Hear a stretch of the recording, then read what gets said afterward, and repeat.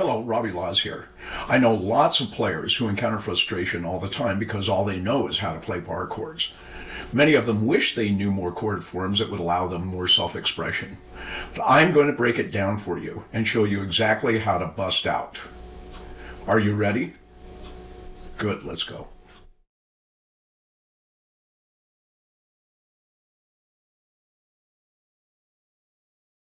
Number one, chord construction and the components there within. The first chord we're going to play is an A7 chord. Now, interestingly enough, there is no A note in there. There's no root note A. What I do have is a C sharp, a G, and an E.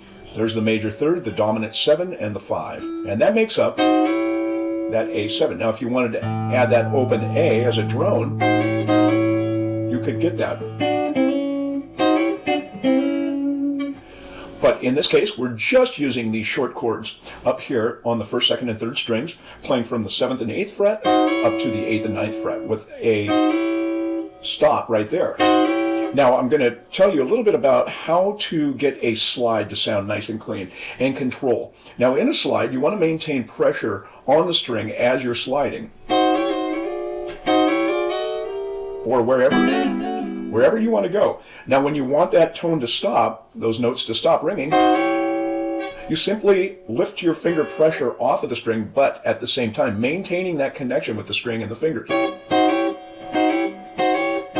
So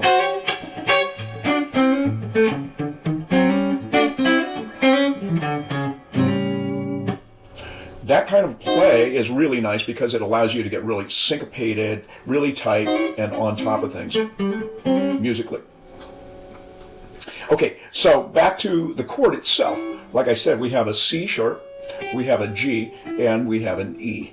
Now, so we're going to move from that point, then we're going to choke it off, mute, and we're going to come in here. Actually, you can either use your 3rd finger. I kind of like to do that because it sets me up in this position to get into those other chord fragments. So let's take a look at it like this. Using your fingers 1, 2, and 3, then we're going to bring the hand down and grab the B string, the 2nd string, and G, the 3rd string, at the 7th fret. And those notes happen to be an F sharp on the B string and a D on the G string. And we're just going to hit that with the ring finger. You're using a bar approach. And you're going to roll into the root note A. Okay, so we got...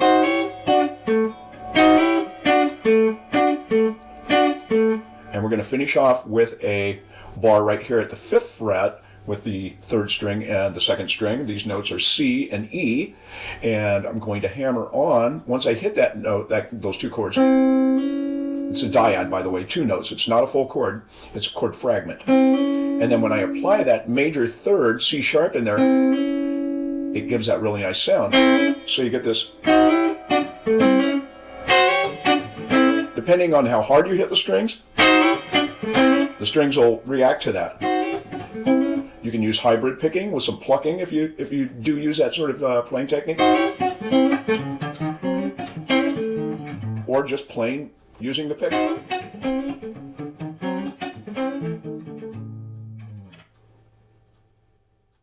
Right, this is exciting. We're moving into bar 3 and then bar 4. So bar 3 is just a reiteration of bar 1. Let's just go back and take a look at those moves real quickly. So here we go from the A flat 7 over D sharp. What that basically is talking about is the inversion, the order of the notes within. So there's the D sharp right there. So that's what we're talking about right there. And then the rest of it, the A flat 7 dyad, would be the minor 3rd, and then you would have a 6 or a 13, if you will. If you're displaced by an octave, then you're up 13th there. Okay, so here we are, bar 3. Okay, so once again, bar 3. Then we're going right into bar 4, and we're going to start on the 5th string on the E, sliding up to an F sharp from the 7th to the 9th, using the ring finger, and allowing the string to ring when you get to your designation for a moment, or a second, I should say. Then you're going to skip that D string and come up to the G string. You're going to play a D, drop down to a C. You let them ring as long as you want so they kind of bleed together, which gives it a nice clean sort of sound.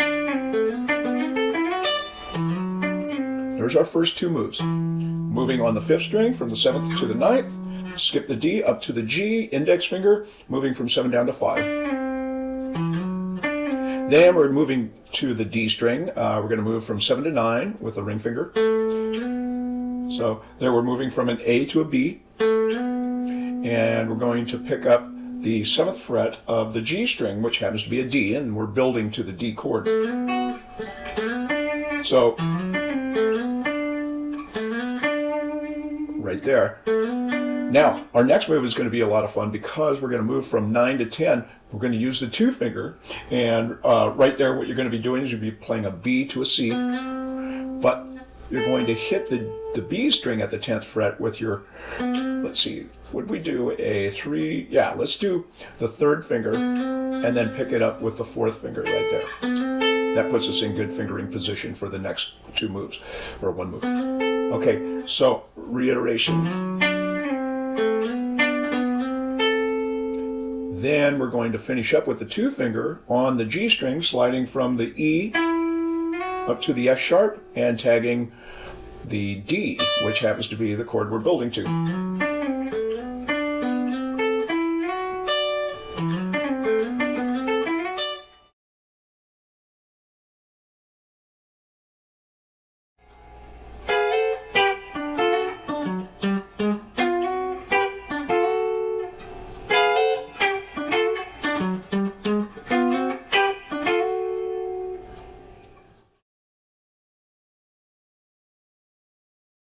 So what you're going to see is a complete copy of playing the 1 chord and the 4 chord, the same thing, and then moving into the E chord. I'll illustrate the E, then I'll go back and play the A, the D, up to the E again. So for the E, for the 5 chord, we're going to come off this triad, and it's based in the 2nd and 3rd frets, moving up to the 3rd and 4th frets on the top 3 strings. Okay, so then with that move, so we have an E, so we start out with an E flat 7 over B flat. Notice that that's a B flat. So there's B flat, and there's our B flat, there's our C sharp, and then there, right there, is our G, which is a minor 3rd. So by moving everything up, makes it all right. Now you're in your E, although you're not playing a root note E in this chord form. But nonetheless, this is an E7 chord. It's an E7 over B. Now this was a B flat, but now it's moved up to a B. This note here is a D, which is a dominant 7 of E, and then here's our G sharp, our major 3rd. Okay, so then we're going to grab our chord fragments right here on the 2nd B string and the 3rd G string at the 2nd fret. That's a C sharp, and that's an A. Roll into that, that's a root note E. Right, so, and then we're going to hammer on the 2nd fret, and we're going to go, actually I should use the right fingerings for that, so then